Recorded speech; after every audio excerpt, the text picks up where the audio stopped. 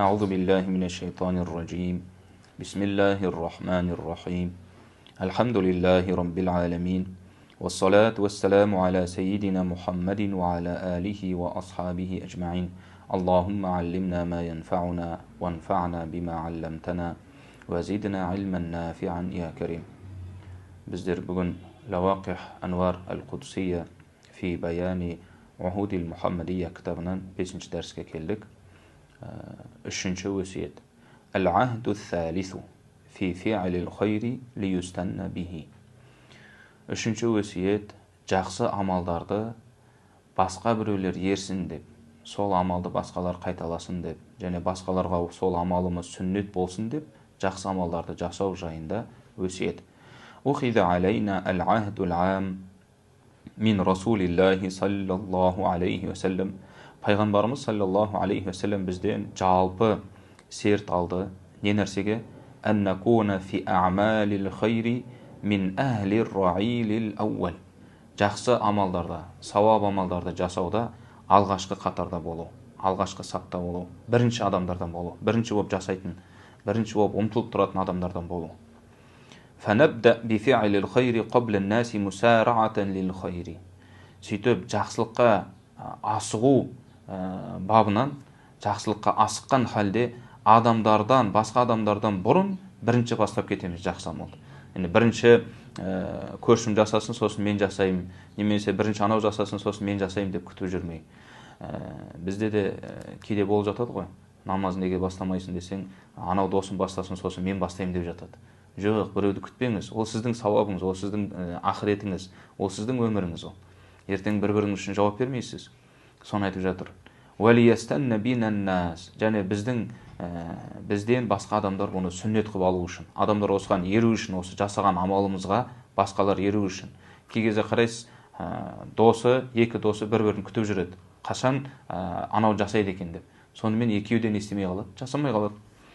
وذلك كما إذا رأينا إنسانا يسأل الناس. Мысалға келтіріп жатыр. Бұның мысалы, егер біз бір адамды көретін болсақ, адамдардан қайыр сұрап жүр, мысалға көшеде. ولا أحد يعطيه شيئا. Ол шынайы мұқтаж болып тұр. Және соның шынайы мұқтаж екеніне көзіміз жетті. Сөйтіп, оған ешкім не істемей жатыр, ештеңе бермей жатыр. Көшеде адамдардан сұрап жүр, бірақ ешкім бермей жатыр. فنعطيه أمام الناس تحريضا لهم على العطاء. Сөйтіп, бүкіл адамдардың көзінше осыны сол адамға жақсылық жасаймыз, сол адамға көмек береміз. Не үшін? Басқа адамдарды сол нәрсеге қызықтыру үшін. Қазірде мысалға елімізде Аллаға шүкір осындай бір жақсы амалдар өте көп жасалып жатқан.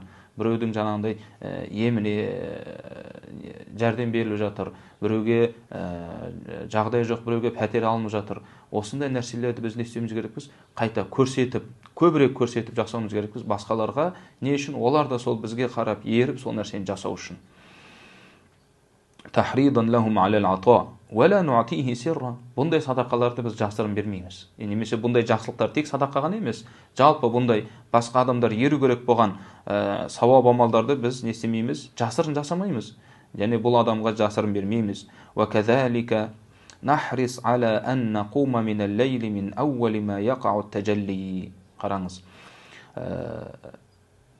Бұл жердегі мәселе түннің 3-тен 1 бөлігін айтып жатыр. Біздер баршамыз білеміз, пайғамбарымыздан саллаллаху алейхи вассалам келген хадис бар. Түннің 3-тен 1 бөлігінде күніге, Алла тағала күніге баршамызға не істеп жатады? Өзінің рахметін, мейірімін төгіп жатады. Осы уақыттың түннің 3-тен 1 бөлігінің басы бар, және соңы бар. Соны айтып жатыр. Осы түннің 3-тен 1 бөлігінің ең алғашқы осы тәжәлли уақыты, Алла Тағаланың мейірімі, рахметі түсетін уақыттың ең алғашқы уақытында тұрып, не істеуге? Тахаджуд оқуға қызығуымыз керекпіз дейді. Соған өзіміз тырысуымыз керекпіз, соған өзіміз итермелеуіміз керекпіз дейді.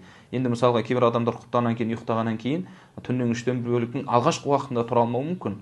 Олар әйтеуір сол таң намазына дейін бір жарты сағат алдын немесе 15 минут алдын тұрып дәрет алып намазын оқып үлгерсе, ол да сол уақытта оқыған болып саналады. Ол да сол уақытта дұға жасаған болып саналады. Ол да сол жаңағы Алла Тағаланың мейірімі, рахметі түсіп жатқан уақытта дұға жасаған болып саналады.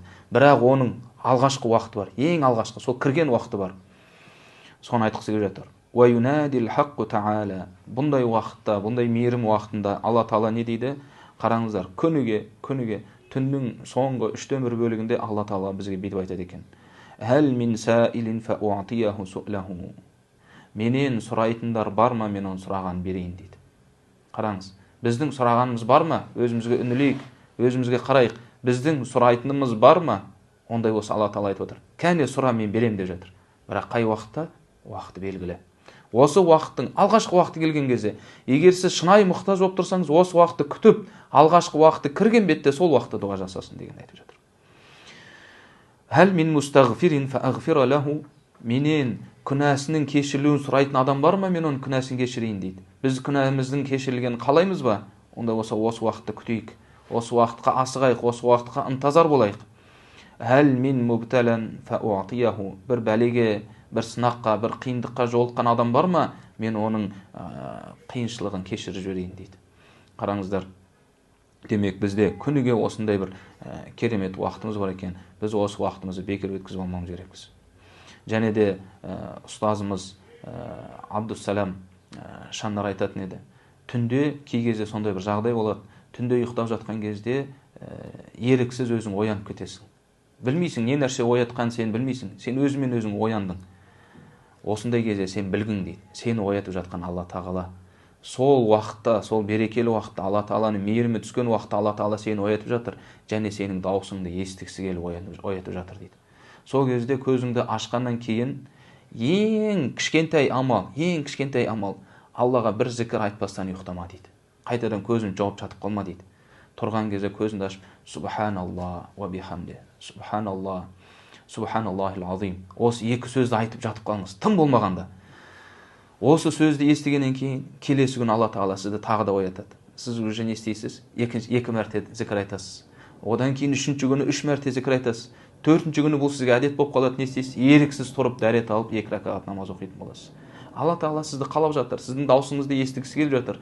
Демек сіз не істеңіз? Осы Алла Тағаланың оятқанына жауап беріңіз. Ал егер тұрмайтын болсаңыз, ол нәрсеге жауап бермейтін болсаңыз, бұл мүмкіндік екінші рет келмеуі мүмкін. Егер Алла Тағала сізді сол халіңізде тарк етіп қойған болса, болды, бұл хал қайтып келмейді. Сіздің даусыңызды естігісі келіп тұрған Алла Тағаланың бұндай беріп тұрған мүмкіндігін бос жіберіп алмауымыз керекпіз.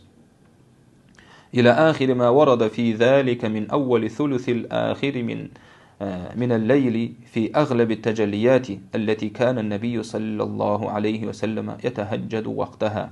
Және басқа да хадистерде келген осы түннің 1/3 бөлігінің соңғы уақытында, және осы уақыттарда Алла Тағаланың мейірімі, тәжәллият, бүкіл пендесіне деген кеңшілігі төгіліп тұрған уақытта, осы уақытта пайғамбарымыздың саллаллаху алейхи вассалам осы тахаджуд қылған уақыттарын біз не істемеуіміз керекпіз? Бос жіберіп алмауымыз керекпіз.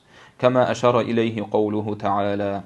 Алла Тағаланың мына бір аяты пайғамбарымыздың осы тахаджуд оққанына дәлел ретінде мынау аят түскен сияқты дейді. Инна раббака я'ламу аннака тaqуmu adna min thuluthayil layli wa nisfahu wa thuluthahu. Расында сенің Раббың сені біледі. Сен түннің 3/2 бөлігінен аз уақытта, немесе түннің жарымын, немесе түннің 3/1 бөлігінде сен тұратыныңды Алла Тағала сенің Раббың білуші деп жатыр. Уазалика, және бұл не үшін? Лиятаасса бина ихвануна ва жирануна. Осы біздің істеген амалымызға қарап, біздің бауырларымыз, біздің көршілеріміз бізден әсерленіп, осы нәрсені жасау үшін, осы нәрсеге қызығу үшін, мақтану үшін емес, рия үшін емес. Олар да көріп, пәленше деген түнде тұрып дұға жасайды екен, пәленше тұрып түнде тахаджуд оқиды екен. Көретін болса егер, әлбетте басқалар да сізге еретін болса, онда осы нәрсені көрсетіп жасау. Фаруббама қама ахадухум ятахаджаду хина ярана. Сөйтіп бізді көріп, бәлки біреулер тұрып, орнынан тұрып тахаджудты оқитын шығар деп жатыр. Фаюктабу лана ва лахул ажру. Бірақ қараңыздар, бұл жердегі мақсат не? Негізгі мақсат сол сіздің жасаған жақсылығыңызды көріп, басқа біреу еретін болса сол нәрсеге, сізге де, сол адамға да не болады? Сауап жазылады. Яғни мақсат осы болу керек. Басқалар еру үшін, мақтану үшін, өзіңізді басқалардан жоғары көру үшін болмау керек бұл жердегі мақсат. ومن هذا الباب أيضا إظهار التصبر على البلايا. Және осы бапқа жатады. Яғни осы нәрсеге жатады. Яғни сауап амалдарды біреулер ерсін деп көрсетіп жасауға жатады. Не нәрсе? қиыншылықтарға сабыр етуді көрсету. Яғни сіздің бойыңызға үлкен бір қиыншылық келіп жатыр. Біреу келіп сізге жаңағындай көңіл айтып немесе жұбату айтып келіп жатса, оның сізге ешқандай әсер етпеген, сіз сондай деңгейде сабыр екеніңізді көрсету оған. Не үшін? Өйткені оның да басында өзіне тән белгілі бір сынақтар болып жатқан болуы мүмкін. Ол да не істейді?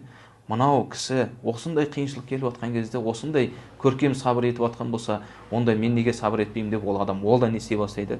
Өзі де сабырға келе бастайды. والمحن في هذا الزمان يعني على البلايا والمحن қиыншылықтарға, бәлелерге жолыққан кезде сабырлықты көрсету осы заманда.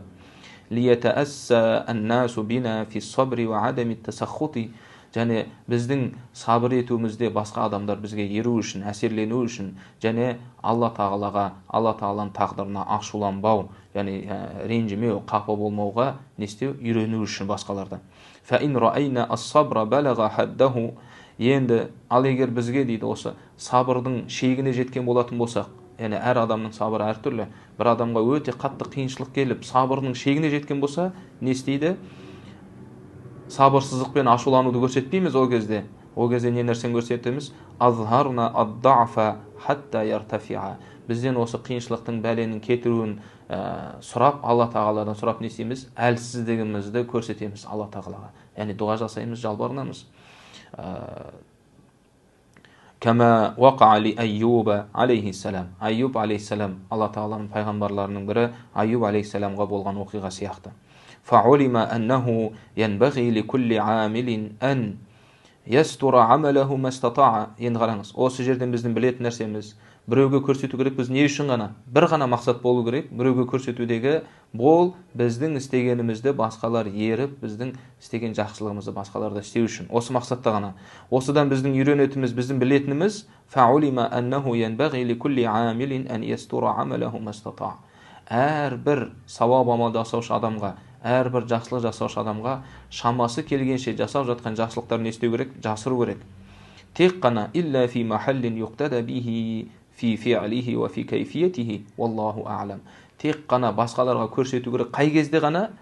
Оның артынан ерлетін кезде, сол амалында, немесе сол амалды жасау кейпінде, мысалға біреулер қалай жасайтынын білмеу мүмкін. Сол нәрсені көрсету үшін ғана басқаларға көрсетіп жақсы амалдар жасауға болады. Ал басқа уақыттан барлығында біз жақсы амалдарымызды не істеуіміз керекпіз? Жасыруымыз керек екен. وسمعت سيدي علي الخواص رحمه الله يقول. Ұстазым, мырзам Али әл-Хауастың рахимахуллах былай деп айтқан естідім дейді. لا ينبغي إظهار الأعمال إلا للأكابر من العلماء والصالحين. Қараңыздар. Істеп жатқан жақсы амалдарын, сауап амалдарын тек қана ізгілерден болған, ғұламалардан болған үлкен адамдарға ғана, ұлы адамдарға ғана көрсетуге болады деп жатыр. Басқалар көрсетпеу керек деп жатыр. Үлкен ғалым емессің бе, үлкен бір әулиелерден емессің бе, амалыңды ешкімге көрсетпе дегенді айтқысы деп жатыр. Әл-ғауасина аля дасаисин нуфус. Нәпсінің әрбір сырларын білетін, нәпсінің әрбір нәзік тұстарына терең сүңгіген үлкен ғалымдар ғана білу керек дейді. Көрсету керек дейді жаңағы амалын. Неге? Өйткені ол нәпсіне келіп жатқан шаңның тозаңындай болсын, жүрегіне келіп жатқан қауіп қатерлерді олар біледі, бірден істеп отырады, қайтарып отырады. Ал біздер амалымызды көрсететін болсақ, кей кезде біздер өзімізді ықыластымыз деп алданып, риягер болып жүруіміз мүмкін. Сол үшін үлкен адамдар ғана өздерінің амалдарын істеу керек деп жатыр, көрсету керек деп жатыр. Осындай нәзік тұстарын білетін. Ал енді біз сияқты кішкентай адамдар болса деп, бұл кісінің ұстазы негізінде алдыңғы дәрісте айтқанымыздай өте үлкен ұлы ғалымдардан болған, және үлкен әулиелерден болған, бірақ кішіпейілдікпен айтып отыр. Ал енді біз сияқтылар болатын болса дейді, біздің қайсы біріміз өзінің амалын риямен немесе сумамен көрсетіп қою мүмкін дейді.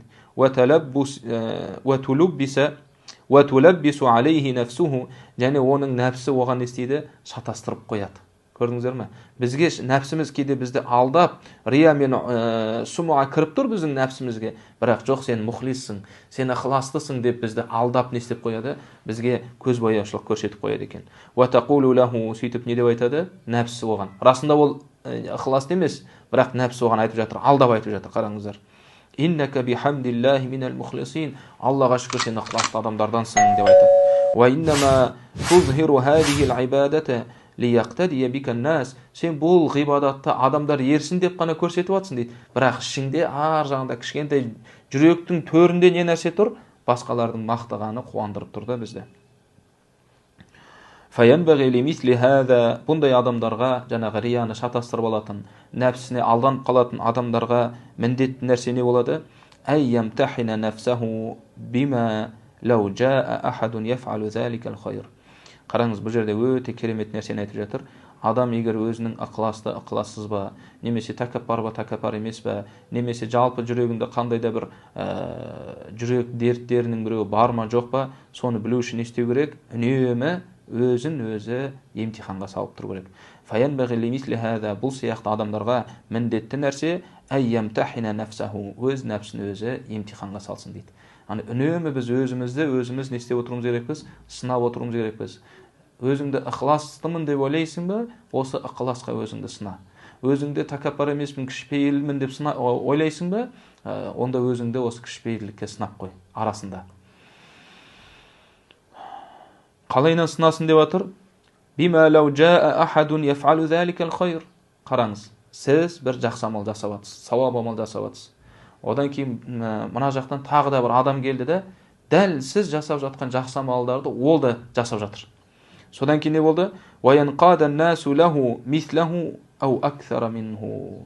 Сол айтқан адамға да адамдар тура сізге ергенде ерді, немесе сізге ергеннен де артық еріп кетті оған адамдар.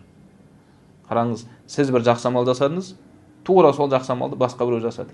Екеуіңізге адамдардың еруі бірдей болып жатыр, немесе екінші адамдікі, сіздікі емес, екінші адамдікі көбірек болып кетіп жатыр. Осы кезде не болады? فَإِنْ إِنْشَرَحَ لِذَلِكَ فَهُوَ مُخْلِصٌ. Егер нәпсің, жүрегің осыған рахаттанатын болса, осыған қуанатын болса, әлхамдулилля, мен жалғыз өзім, мысалға, жалғыз өзім менің артынан 10 адам еріп амал жасады. Және пәленше де келіп онысını көрсетіп еді, оған 10 адам ерді. Және не болды? Нәтижесінде 20 адам осы нәрсеге, мен жасап жатқан нәрсеге амал етті ғой деп адам қуану. Немесе пәленшеге 20 адам ерді, сізге 10 адам ерді, нәтижесінде 30 адам. Өйткені біздің негізгі мақсатымыз не? Адамдар да осы жақсылықты жасау ғой. Көрдіңіз ба? Осы нәрсе негізгі мақсат орындалып жатыр. Соған егер қуанатын болсаң, онда сен мұхлиссың, яғни ықыластысың деп жатыр. Қараңыз. وَإِنْ إِنْقَبَضَ خَاطِرُهُ فَهُوَ مُرَائٍ دَقَّ الْمَطْرَقَ. Қараңыз. Ал егер оның бір инқабада дегеніміз бір ашуланып, ренжіп, неге оған көп еріп кетті адамдар? Неге немесе ода сәл менен болғанда аз болған жоқ деген сияқты бір қайғы мұңы болатын болса, онда ол нағыз риягердің өзі, даңғазадай, яғни оны балғамен ұрып тұрғандай анық риягер ол адам дейді. Демек біздер кей кезде бізде ашық, айқын рия болады бізде, бірақ өзімізді сынаққа салмайынша, өзімізге өзіміз емтихан жүргізбейінше, біз оның рия екенін түсінбей қалады екенбіз. وَلَوْ أَنَّهُ كَانَ مُخْلِصًا لَفَرِحَ لِذَلِكَ أَشَدَّ الْفَرَحِ. Қараңыз, айтып жатыр. Егер бұл адам ықыласты болғанда еді дейді, бұл жалғыз өзі амал етіп, оған ергеннен қарағанда басқа адамның да істеп, оған да адамдардың еріп жатқанда, ол одан да көбірек қуану керек еді. الَّذِي قَيَّضَ اللَّهُ تَعَالَى لَهُ مَنْ كَفَاهُ الْمُؤْنَةَ. Не deyіп жатыр? Алла тағала оның қиыншылығын, оның бір, бұл мұна болып отыр ғой, бұл енді бір. Қараңыз, жақсы амалды жасау, бұл бір такаллюф, бұл бір қиыншылық. Сол сіздің жасайын деп жатқан қиыншылығыңызды басқа адамдар жасап, сіздің қалай деп айтсам болады?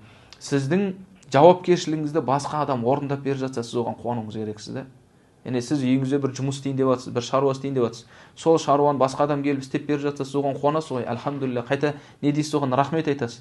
Тура сол сияқты сіздің істегіңіз келіп жатқан жақсы амалды басқа бір адам істеп, және сіздің ойлаған мақсатыңызды орындап қойып жатқан болса, сіз оған қуануыңыз керексіз. Өйткені мақсат орындалды. Адамдар ерді, сол нәрсені түсінді, білді оның жақсы екенін.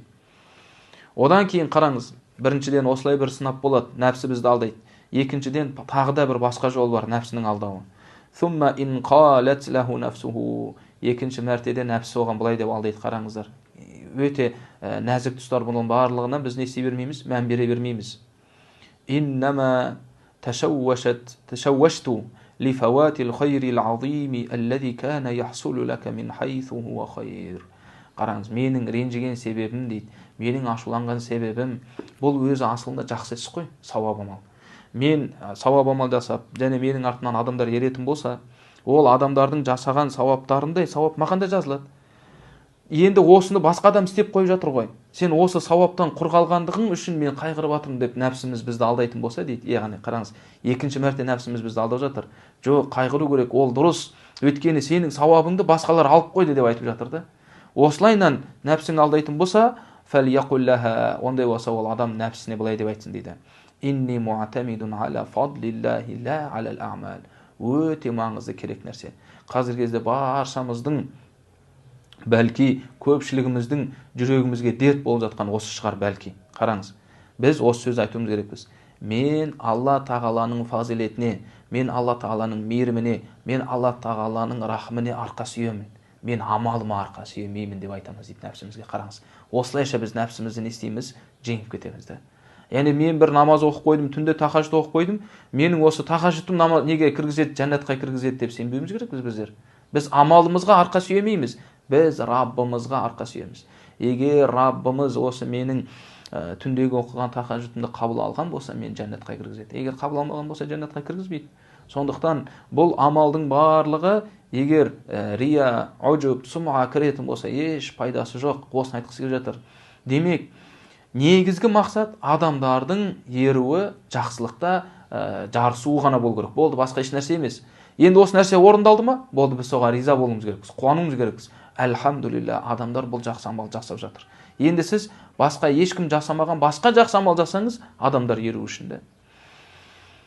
Фаин дахалтул жанната, қараңыз, нәпсісіне ары қарай қайтарып беріп жатыр. Егер мен жәннатқа кірген болсам дейді, фаиннама хуа би рахматиллахи таала ла би амали. Пайғамбарымыздың саллаллаху алейхи вассалам хадисін айтқан сияқты, егер де мен жәннатқа кірген болсам, онда ол мен Алла тағаланың рахметімен ғана кіріп жатырмын. Мен өзімнің амалыммен кіріп жатқан жоқпын деген нәрсені нәпсімізге үнемі айтып отыру. Өйткені біз жәннатқа амалымызбен кіре алмаймыз, Алла тағаланың шексіз мейірімі болмаса. فَيَنْبَغِي لِلْعَبْدِ أَلَّا يُصْغِيَ لِدَعْوَى نَفْسِهِ الْإِخْلَاص. Қараңыз, үнемі бізде ойымызға не келеді? Сен ықыластысың деген ой кеп тұрады. Кей кезде шайтаннан келеді, кей кезде нәпсімізден келеді, кей кезде басқа біреулерден келеді, кей кезде бауырлардан келеді. Үнемі не істейді? Сен ықыластысың деген нәрсе келіп отырады бізге. Біз оған не істемеуіміз керекпіз? Мән бермеуіміз керекпіз екен. Біз оған мән бермеуіміз керекпіз. وليمتحن الشيخ أو المدرس نفسه بما إذا فرت جماعته كلهم منه إلى شخص من أقرانه وبقي وحده لا يجد أحدا يتمشيخ عليه. Тура сол сияқты қараңыз, ұстаз, шейх, яғни біреулерге сабақ беретін адамдарды шейх деген, біреулерге дәріс үйрететін. Осы ұстаз, шейх не істесін? Өзінің нәпсін үнемі сынап отырсын дейді, емтиханға салып отырсын дейді. Қандай нәрсемен? Егер тура сол адам беріп отқан дәрісті басқа бір ұстаз келіп сол дәрісті беріп бастаса, және адамдардың барлығы сол екінші берген дәріс беріп бастаған ұстазға барлығы бірдей қашып кететін болса, барлығы бірдей соған өтіп кететін болса, және сіз дәріс беріп отырсыз, өзіңіз ғана қалдыңыз, ешкім қалмады, барлығы ана адамға өтіп кетті. Осы кезде не істеу керек? فَإِنْ شَرَحَ لِذَلِكَ فَهُوَ مُخْلِصٌ. Егер оның жүрегі соған не істейтін болса, нәпсі немесе жүрегі соған рахаттанып, соған қуанатын болса, онда не істейді? Онда ол міне мұхлис адам осы. Ал егер оның жүрегінде, оның нәпсісінде бір қайғы, мұң пайда болатын болса, ренжу пайда болатын болса, менің жаңа нелерім бәрі, шәкірттерім бәрі мына жаққа өтіп кетті ғой деген уайым болатын болса, فالواجب عليه أن يتخذ له شيخا يخرجه من ظلمات الرياء. Демек, бұл адам риягер адам. Бұл адам осы адамды тәрбиелейтін басқа бір ұстаздың артынан еріп, осындай бір рияның зұлыматтылығынан, рияның қараңғылығынан шығаратын бір ұстазды іздеп табу керек. Сөйтіп оны істеу керек, өз нәпсімен өзі жұмыс жасау керек дейді. Ва илля мата асиян, қараңыз, өте қажетті сөз айтып жатыр. Ва илля, егер осы нәрсені істемесе, ол адам осы ұстазды іздеп, немесе ұстаз таппаса да өз нәпсімен өзі күресіп, осы рияменен күресіп, оны жеңіп, ықыласты болмаса, мата асиян, ол күнәһар халінде өледі. Өйткені біз бірінші дәрісімізде рияның қаншалықты жаман екен, және рияның біз үміт етіп жүрген сауабымыздың барлығын күнәға айналдырып, бәлки біз қияметте азапқа лайық болып қалуымыз мүмкін екендігін алдыңғы дәрісте айтып кеткен болатынбыз. وَذَهَبَ إِلَى الْآخِرَةِ صِفْرَ الْيَدَيْنِ مِنَ الْخَيْرِ. Ақыретке ол немен кетті дейді? Екі қолы бос болған халде кетті. Сифр, ештеңесіз. Яғни сауап амал жасап жүрмін деп ойлап отыр, бірақ ештеңесіз, нөл болған халде қайтады. لِأَنَّ اللَّهَ تَعَالَى لَمْ يَقْبَلْ لَهُ عَمَلًا انتهى. Өйткені Алла тағала не істеген жоқ? Оның амалын қабыл алған жоқ. Өйткені рия араласып отыр оның амалынан. وَسَمِعْتُهُ أَيْضًا يَقُولُ. Және де осы ұстазы Али әл-Хауастың тағы да былай деп айтқан естідім дейді. يَنْبَغِي لِلْعَالِمِ إِذَا دَرَّسَ فِي مِثْلِ جَامِعِ الْأَزْهَرِ.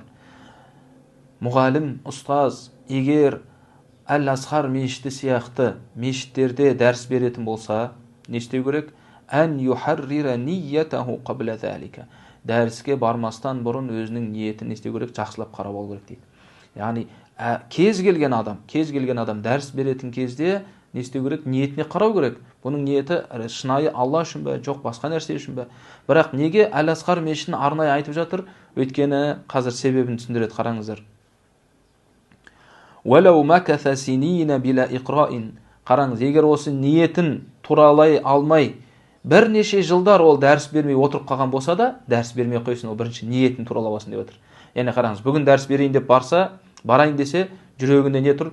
Кішкене адамдардың бір маған қарауы деген, адамдардың маған бір, яғни рия тұр жүрегінде. Біліп тұр, анық рия тұр. Сонымен не істеді? Сол себепті бармай қалды. Ертеңінде барайын деді, тағы да осы нәрсені жеңе алмай жатыр, тағы да бармады. Осылайша жылдар бойы дәріс бермей қалған болса да, ол не істеу керек? Ниетін тураламайынша бармасын дейді. Хатта яджида лаху ниятан салихатан. Жүрегінде жарамды, шынайы, ықыласты ниет таппайынша дейді. Енді бұның себебін айтып жатыр, қараңыз. Неге Әл-Азхар мешітін ерекшелеп айтып жатыр? وَذَلِكَ لِغَلَبَةِ دُخُولِ الْأَكَابِرِ الَّذِينَ تَمِيلُ النُّفُوسُ إِلَى مُرَآتِهِمْ مِنَ الْأُمَرَاءِ وَالْأَغْنِيَاءِ إِلَى الْجَامِعِ. Бұл мешітке адамдардың нәпсі рия жасауға үнемі ұмтылып тұратын, соның көзінде мақтанғысы келіп қалатын, көзіне көрінгісі келіп қалатын үлкен тұлғалардың сол Азхар мешітіне баратындығынан дейді. Қандай? Мысалға олар байлар барады Әл-Азхар мешітіне, немесе умара кезінде мемлекет басшылары, сұлтандар, билер, хандар осы Әл-Азхар мешітіне кіретін болған. Және Әл-Азхар мешітіне кіріп, үлкен ұлы адамдардың, әулиелердің, ұстаздардың дәрістерін тыңдап, солардан сабақ алып қайтатын болғанда. Соны айтып жатыр, сен егер Әл-Азхар мешітіне кіретін болсаң, осындай үлкен адамдар келеді. Патша келеді қазір мысалға. Келіп отырып дәрісіңізді тыңдап кетуі мүмкін де. Осы кезде сіз қандай халде боласыз? Патша келіп тыңдап отыр да сіздің дәрісіңізді. Жүрегіңіз сіздің оған тартып тұрады, нәпсіңіз тартып тұрады. Тәмилу нәфсу илейхи.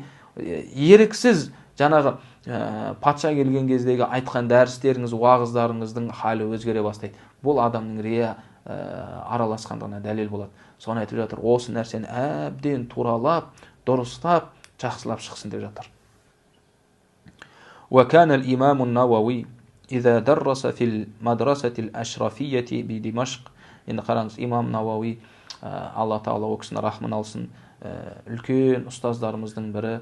Бұл кісі бізге тек қана фиқх, ақида немесе жаңағындай хадис саласында ғана ұстаз болып қоймай, бұл кісі бізге осы сопылық, тасауф жағынан да үлкен ұстаз болып жатыр. Қараңыздар, имам Науауидің бізге көрсеткен үлгісін айтып жатыр.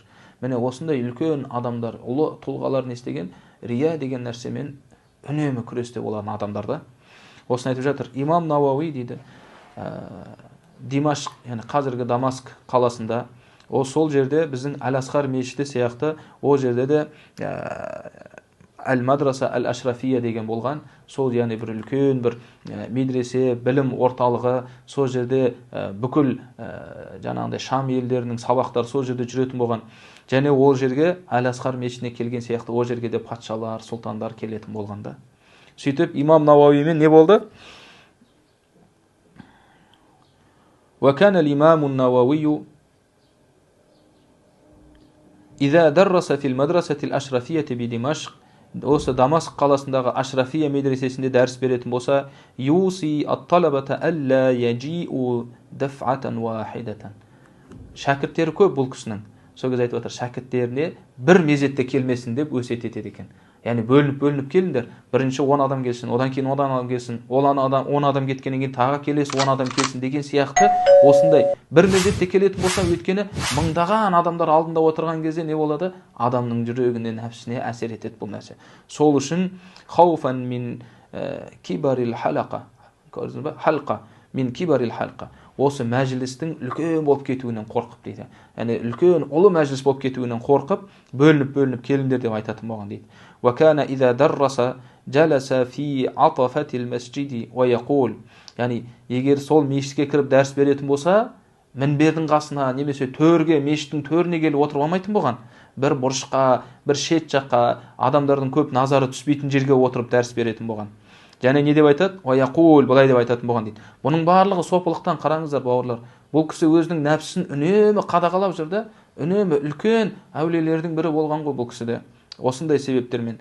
Және не деп айтады? Уаяқул иннан нафса тастахли ру'ятан наси лаха ва хия тударрису фи сахнил масжиди ау садрихи. Адамдар дейді, қалайды дейді. Мешіттің ішінде дәріс беріп отыратын болса, адамдар оның төрде отырып, немесе жаңағындай мінбердің қасында отырып дәріс беріп жатқан басқалардың көргенін қалап тұрады дейді, жақсы көріп тұрады. Адам нәпсі жақсы көріп тұрады осыны. Сол үшін мешіттің барып бұрышына барып отырып алады екен да, көрдіңіздер ме? Осы үнемі не істейді? Нәпсінің қалап жатқанына қайшы келіп отыратын болғанда, рия кіріп кетпес үшін, ұжып кіріп кетпес үшін. وَبَلَغَهُ, енді қараңыз, ең үлкен бізге үлгілерінің бірі осы кісінің بَلَغَهُ يَوْمًا وَهُوَ يُدَرِّسُ فِي جَامِعِ بَنِي أُمَيَّةَ. Бәни Умайя мешітінде имам Науауи дәріс беріп отқан кезде оған бір хабар келеді. أَنَّ الْمَلِكَ الظَّاهِرَ عَازِمٌ عَلَى الصَّلَاةِ فِي الْجَامِعِ. Әл-Мәлику Захир бұл біздің бабаларымыздан болған Сұлтан Бейбарыс. Сұлтан Бейбарыс осы Бәни Умайя мешітіне намазға келейін деп жатыр. Қазір осы бүгінгі, мысалға, бүгінгі бесін намазын осы жерде Сұлтан Бейбарыс келіп, осы мешітте оқиды екен деген хабар келді. Ал имам Науауи сол жерде не істеген еді? Сол мешітте, сол жерде дәріс беріп отырған болатын. Сосын не істеді? فَتَرَكَ التَّدْرِيسَ وَحُضُورَ الْمَسْجِدِ ذَلِكَ الْيَوْمِ. Сол күні мешітке келмей қойды дейді. Және дәрісті сол күні тоқтатып қойды дейді. Неге? Өйткені патша келген кезде мен дәріс беріп отыратын болсам, бұл адамның нәпсісіне, адамның жүрегіне нағыз келетін қауіп, нағыз кіретін рия осы кезде болады екен де. Сол үшін не істемей қойған, бармай қойған екен де. فَإِيَّاكَ يَا أَخِي أَن تَعْقِدَ لَكَ مَجْلِسَ عِلْمٍ أَوْ ذِكْرًا لِلَّهِ تَعَالَى أو صلاة على رسول الله صلى الله عليه وسلم بحيث يراك الناس. Ондай болса, сен дәріс мәжілістерін, білім мәжілістерін, немесе Алла Тағалаға зікір айтатын мәжілістерді кезінде өте көп болған. Адамдар жиналып Алла Тағалаға зікір айту деген нәрсе. Бұл да үлкен сауапты амалдардың бірі. 2 адам, 3 адам отырып алып, тек қана Алланы зікір ету үшін ғана жиналу. Бұл жайында да бірнеше хадистер бар, алдында айтып кеткен болатынбыз. Және де мысалға пайғамбарымызға салауат айту мәжілістерін адамдар көретін жерге жасама деп жатыр. Илля ан такуна салиман мин хазихи ал-илали вал-афат. Ал егер адамдар көретін жерде осындай дәріс бересің бе, немесе адамдар көретін жерде зікір мәжілістерін ұйымдастырасың ба, немесе адамдар көретін жерде салауат мәжілістерін ұйымдастырасың ба, онда жүрегің риядан аман болсын, сол кезде жасай бер деп жатыр. Не үшін жасаймыз? Жаңағы алдында айтып кеткеніміздей, басқа адамдар бізге ерсін деп, басқа адамдар біздің артымыздан осы жақсы амалдарды қайталап жасасын деген мақсатта. وقد حضرت مرة الشيخ العالم العامل شمس الدين اللقاني مفتي المالكية. Қараңыз, бір күні шейх, үлкен ғалымдардың бірі Шамсуддин Ал-Лаққани, Малики мазхабының муфтиі болған үлкен ғалымдардың біреуіне не істедім? Мәжілісіне бардым деген сөз. Мәжілісіне бардым. Бил-Джами аль-Азхар, Ал-Азхар мешітінде сол кісінің мәжілісіне бардым. وهو يقول لشيخنا شيخ النور الدين الشني. Біздің ұстазымызға жаңағы кісі айтып жатыр, яғни Малики мазхабының муфтиі біздің ұстазымыз Нуруддин аш-Шуниға айтып жатыр. Шейхи мәжлиси салати аля расулиллахи саллаллаху алейхи вассалам. Бұл кісі шейх Нуруддин аш-Шуни не нәрсемен танылған? Пайғамбарымызға салауат айту мәжілістерін ұйымдастырумен танылған. Яғни осы пайғамбарымызға салауат айту мәжілісінің шейхі деп аталатын болған. Сол кісіге айтып жатыр: "Валлахи я ахи", Алланың антымен ант етемін, ей бауырым деп. Яғни екі үлкен ғалымдар бір-біріне не істеп жатыр? Насихат айтып жатыр. Инни хаифун алейка мин тасаддурика фил джами'i фи хадал majlisi лейлатал джум'ати ва яумаха. Мен сенен қорқам дейді. Осы салауат мәжлісін Әл-Асқар мешітінде жұма түнінде немесе жұма күнінде жасауыңнан қорқам. Яғни жұма күні оны жасамай қой, салауат мәжлістерін жасамай қой Асқар мешітінде деп жатыр. Вал умара вал акабиру янзуруна илейка. Не үшін?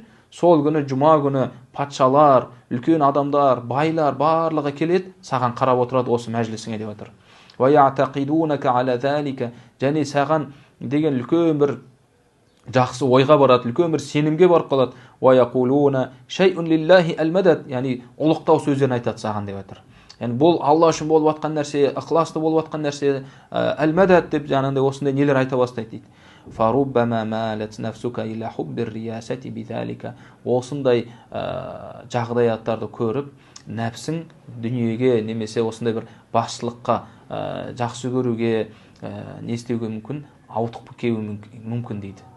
Яғни осыны жақсы көріп қалуы мүмкін нәпсің деп жатыр да.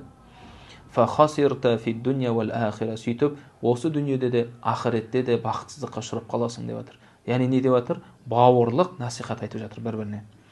Ва сами'ту маррatan ухра yaqulu lahu. Тағы бір жолдары былай деп айтқан естідім дейді.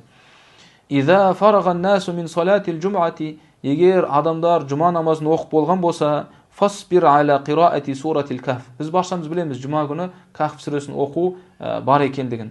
Осыны айтып жатыр. Егер жұма намазын оқып болатын болсаң, жұма намазы оқылып біте салысымен Каф сүресін оқыма дейді, отырып. Кішкене күте тұр дейді. Қай кезге дейін? Хатта янфаттан нас. Адамдар тарқап кеткенге дейін күт, сәл сабыр ет дейді. Thumma shra' fil qira'a. Соғысын барып Каф сүресін оқып баста деп отыр. Әйтпесе негізінде сүннет бойынша негізінде мустахаб жанандай амалдардың бірі жұма намазын оқып біте салысымен істеу, Каф сүресін оқу. Бірақ бұл адамға не деп отыр? Жұма намазы біте салысымен оқымайды екен, адамдар көп қазір қарайды. Яғни бұл жерде себеп бар кешіктірудегі. Адамның көпшіліктің көзіне түсіп қалу және ол не адамның ықыласын кетіру мүмкін.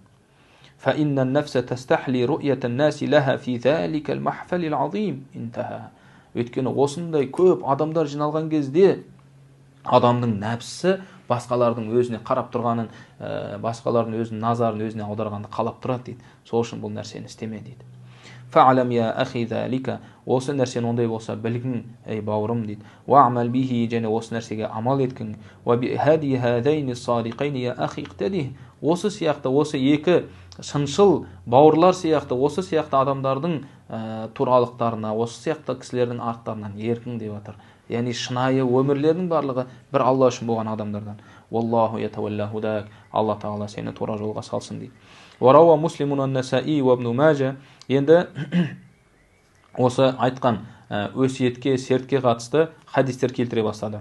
Варауа Муслим ан-Насаи ва Ибн Мажа ва гайрухум. Имам Муслим, Имам Насаи және Ибн Мажа және басқалар да риуаят еткен хадисте былай деп келген. Анна Расулаллахи саллаллаху алейхи ва саллама джааху қаумун мин мудар мujtabi ан-нимар ай лабиси ал-абаа ас-суфа ал-мухаттат. Бір күні пайғамбарымызға саллаллаху алейхи ва саллам Мудар тайпасынан болған бір адамдар келді дейді. Мына жерде мujtabi ан-нимар деген сөзді өзі түсіндіріп тәпсірлеп беріп жатыр. Яғни үстіндегі киген киімдері жұтынып болған. Өте нашар, ең нашар киімдерді киіп, жағдайлары өте төмен деңгейде пайғамбарымызға келеді. Содан кейін не болады? Фатама'ара вajhu Расулиллахи саллаллаху алейхи ва саллама лима ра'a бихим мин ал-фаqa. Олардың бойындағы жоқтықты, кедейлікті көріп, пайғамбарымыздың жүзі не істеп кетті дейді, мұңайып кетті. Тамағара қатты қайғырып кетті пайғамбарымыз саллаллаху алейхи ва саллам оларды көріп. Содан кейін не болды? Фадахала сумма хаража. Сөйтіп, яғни неге үйіне кіріп қайтадан шықты да фаамара Билалан, Билал радиаллаху анхуға бұйырды, фааззана. Сөйтіп Билал радиаллаху анху азан айтты, ва ақама, сосын қамат айтылды, фасалла, сосын намаз оқыды, сумма хатаба, сосын кейін хутба оқыды пайғамбарымыз тұрып, осы намаз біткеннен кейін. Фақала, сосын не деді? Былай деп айтты.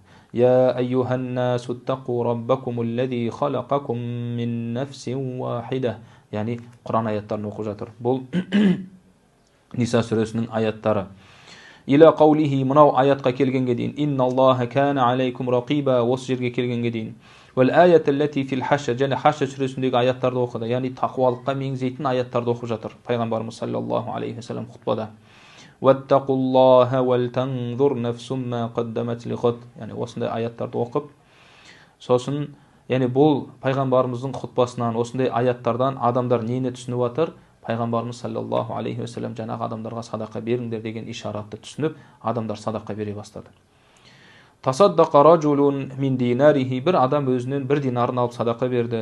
Біреу мин дирхамихи, біреу бір дирхамын берді. Біреу мин саубихи, бір мата берді. Біреу мин саи буррихи, біреу бір бидай берді. Мин саи тамрихи, біреулер келіп құрма беріп жатыр. Хатта қала валау бишиққи тамратин. Және пайғамбарымыз саллаллаху алейхи вассалам не деп айтты?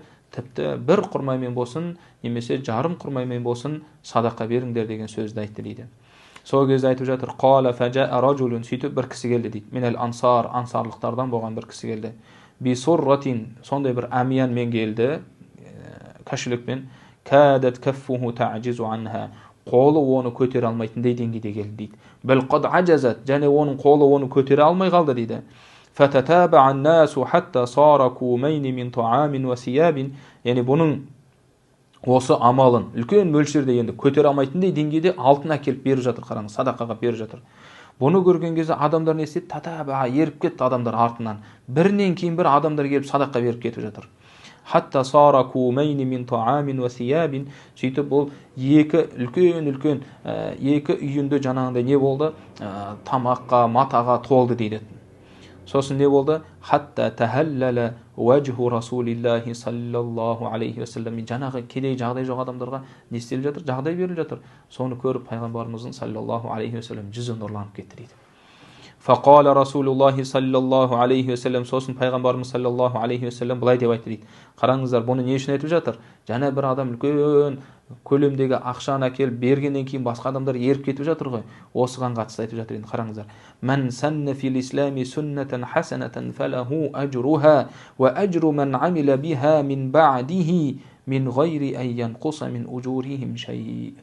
Ал-хадис. Қараңыз, кім-де-кім исламда бір жақсы жол қалдыратын болса, жақсы бір сүннет қалдыратын болса, онда оған сол сүннетті жасаған сауап беріледі. Және соның артынан еріп қайталап жасаған адамдардың баршасының сауабы беріледі. Және жаңағы жасап атқан басқа ерген адамдардың сауабы оған беріліп отыр ғой. Жаңағы ерілген адамның да жасаған адамның да сауабы еш кемімейді дейді, қараңыз. Қандай үлкен ұлы сауаптардың бірі. Ва фи риwayatин лил имам Ахмад вал Хаким ва Ибн Мажа وغيرهم مرفوعا, және басқа да бір имам Ахмадтың, және Хакимнің, және Ибн Мажа, және басқа да риуаяттарда пайғамбарымыздың хадисінде былай деп келеді. Мән санна хайран фастунна бихи, кім-деген бір жақсы із қалдыратын болса, артынан бір жақсы амал қалдыратын болса, фастунна бихи, және адамдар сол амалды еріп қайталап істейтін болса, кәна лаху ажруху, оған соның жасаған сауабы болады. Ва мислу уджури мен табиаху, және артынан ерген адамдардың да сауабы болады. Мин гайри ан янқуса мин уджурихим шай. Ал-хадис. Және жаңағы еріп жатқан адамдардың да сауаптарынан еш нәрсе кеммеген халде. Ва фи риwayatин лит-Табарани марфу'ан, және Табаранидан марфу халінде риwayat етілген бір хадисте, мән санна суннатан хасанатан фалаху ажруха, кім-де-кім бір жақсы сүннет қалдыратын болса, онда оған сол сүннеттің жасаған сауабы беріледі. Ма амила биха амилун фи хаятихи ва бa'да маматихи хатта тутрака. Қараңыздар, біздің осы қалдырған жақсы сүннет амалымыз біз өлгеннен кейін де бізге не істей береді? Сауап болып келе береді. Басқа адамдар жасап жатыр ма? Болды, сол жасаған адамға да, және соны ең бірінші бастаған адамға да сауап бара береді тоқтамастан.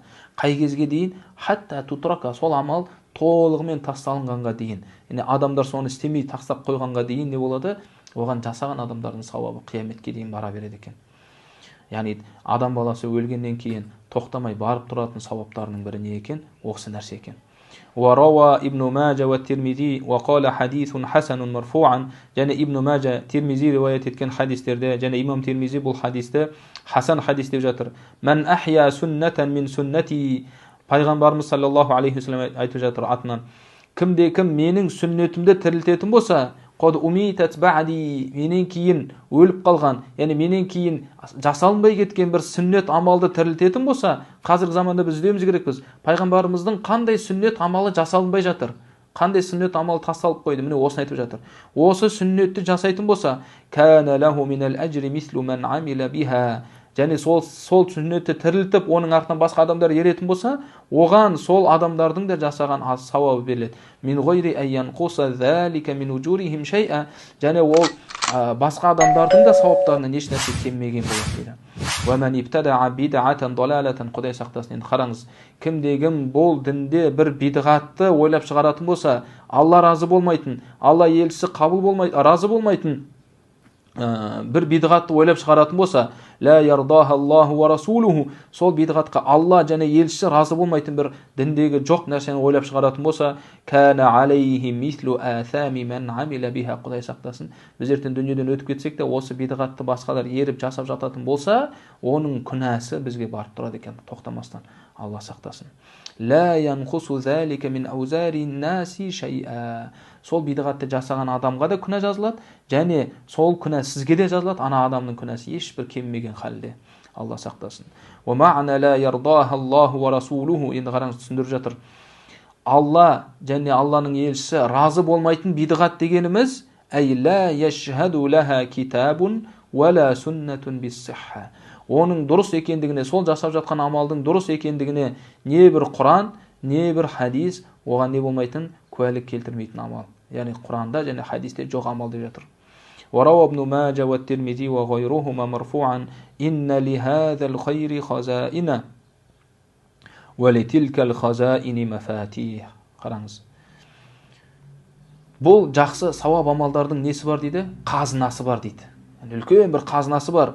Және ولتلك الخزائن, сол қазыналардың несі бар? Мафатих, кілттері бар дейді. فطوبى لعبد جعله الله مفتاحا للخير مغلاقا للشر والله أعلم. Енді қараңыз, туба, яғни жәннат болсын, сүйінші болсын, кімге? Алла тағала оны жақсылықтың кілті қылдырып қойған, жақсылыққа ашатын жол қылдырып қойған, және жамандықтарды құлыптайтын құлып қылдырып қойған адамға Алла тағаланың жаңа несі болсын, сүйіншісі болсын, жәннат болсын деп жатыр. Алла тағала баршамызды тек қана жақсылықтың кілті, жамандықтың құлыпы болуды баршамызға Алла тағала нәсіп етсін. Ва ахиру дa'wana анил хамдулиллахи раббил аламин.